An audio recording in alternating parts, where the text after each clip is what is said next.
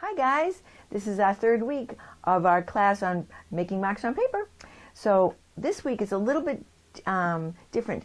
In the beginning you did pure contour and modified contour and they were slow. And next week you're going to be doing gesture and that's really fast. But there's something in between that you might want to try and it feels good to do. It's very fluid and moving, but it's hard to get the knack of it. So I'm going to suggest that you guys find, scraps of paper at home that you don't want to use anymore, copy paper.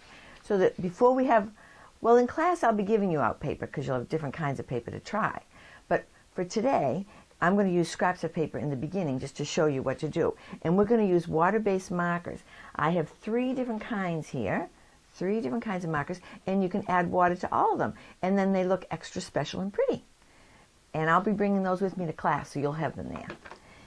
All right, so the one-liner is kind of like a rambling line. It's fluid and has movement, feels good to do, but a little awkward at first when you first try it.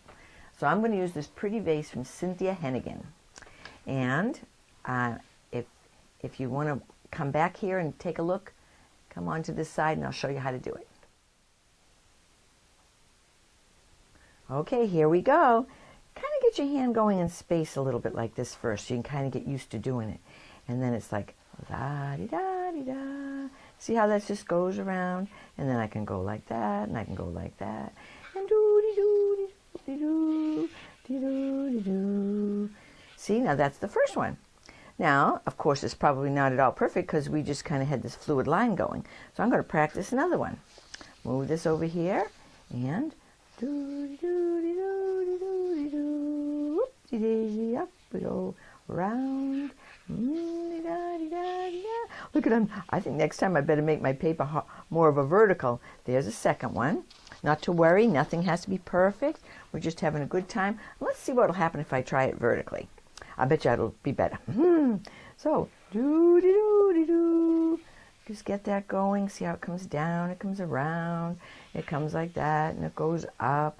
Da-de-da-de-da. Whoopsie daisy. I think I'm liking doing this big. Let me go back over it so I can have more fun. Look at that. Look, look. Woo! I think it looks more interesting the more you go around it too. So there's another example. And now I think that the next step, once you have one that you like, I think I told you in class that you're going to take a little water. Now you can use a regular brush or you could use this tool. This is fairly new to me, so I'm very new to it. And sometimes it just drops out on me. And I think this is my favorite one. So I'm going to just show you.